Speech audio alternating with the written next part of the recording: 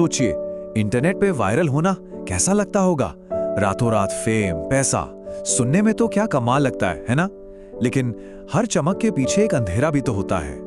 तो आज हम वायरल होने की उसी कीमत को समझने की कोशिश करेंगे जो अक्सर दिखाई नहीं देती। और इसकी शुरुआत होगी एक लड़के की कहानी से। बस ये एक लाइन झारखंड के उस लड़के की पूरी कहानी कह देती है। सोचिए, सिर्फ एक हफ्ते के अंदर जो शोहरत, जो अटेंशन उसे अच्छा लग रहा था, वही उसके लिए एक जाल बन गया। पर सवाल यह है कि आखिर ऐसा हुआ क्यों? तो चलिए इस कहानी में थोड़ा और अंदर चलते हैं। ये कहानी है एक बिल्कुल आम से लड़के की जो अपने एकदम अनोखे अंदाज की वजह से इंटरनेट पर छा गया था। देखिए, वो कोई प्रोफेशनल सिंगर नहीं था। नहीं, वो तो बस अपनी ही धुन में मगन, काम करते करते गुनगुनाने वाला एक सीधा साधा लड़का था। और लोगों को ना उसकी यही सादगी पसंद आ गई। उसकी खासियत क्या थी?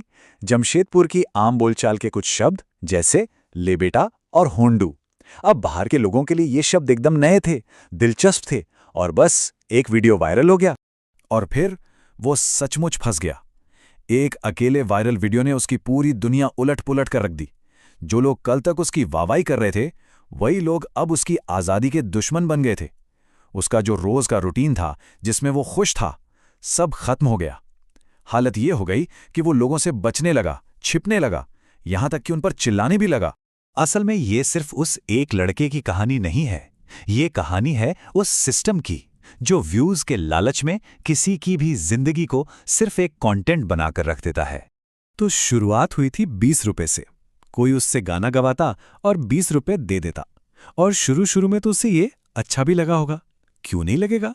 एक छोटी सी रकम थी, एक तरह का छोटा सा इनाम। लेकिन सवाल वही है, कितना? कंटेंट क्रिएटर्स की रील्स बनाने वालों की भीड़ थी कि खत्म ही नहीं हो रही थी। वो अकेला इंसान दिन भर में कितनी बार गाएगा, कितनी देर तक गाएगा? सोचिए, उसके गाने तो खत्म हो गए, पर लोगों के व्यूज की भूख, वो तो बढ़ती ही जा रही थी, खत्म होने का नाम ही नहीं ले रही थी। मतलब जो शोहरत के पंख कभी उसे उड़ा रहे थे ना, वही अब उसके लिए एक जाल बन चुके थे। एक ऐसा जाल जिसमें वो एक पंछी की तरह फंसकर बस छटपटा रहा था, और उसकी आज़ादी, उसकी खुशी, सब कुछ जैसे छिन गया था। और देखिए, ये कोई पहला या आखिरी मामला नहीं है। अगर हम पिछले कुछ सालों पर नजर डालें तो एक बहुत ही दुखद एक पैटर्न साफ साफ नजर आता है। रानू मंडल याद है? या फिर वो ढाबे वाले बाबा, और अब ये लड़का। इन सब की कहानी में एक बात कॉमन है।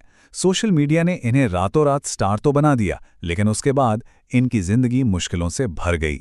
इस वायरल फेम के पैटर्न को समझना ना बहुत जरूरी है। होता क्या है, पहले किसी आम इंसान को वायरल किया जाता है, फिर उसे उसके नेचर के, उसके स्वभाव के बिल्कुल खिलाफ जीने पर मजबूर कर दिया जाता है। और जब वो इस प्रेशर में, इस दबाव में असहज हो जाता है, तो वही भीड़ जो उसे सिर पर बैठाती है, उसे जमीन पर पटकने में भी 1 मिनट नहीं लगाती। ये एक बहुत ही खतरनाक साइकिल है। अब इस पूरी सिचुएशन को समझने के लिए ना, एक पुरानी हिंदी फिल्म का एग्जाम्पल एकदम परफेक्ट बैठता है। याद है गोविंदा की फिल्म जिस देश में गंगा रहता है? उसमें एक गांव में पला बढ़ा भोला भाला लड़का है गंगा।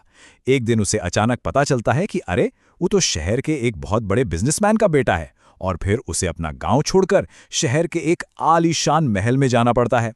अब गंगा की कहानी में भी तो यही होता है। वो शहर के महल में पहुंच तो जाता है, पर वहां उसका जरा भी मन नहीं लगता। क्यों?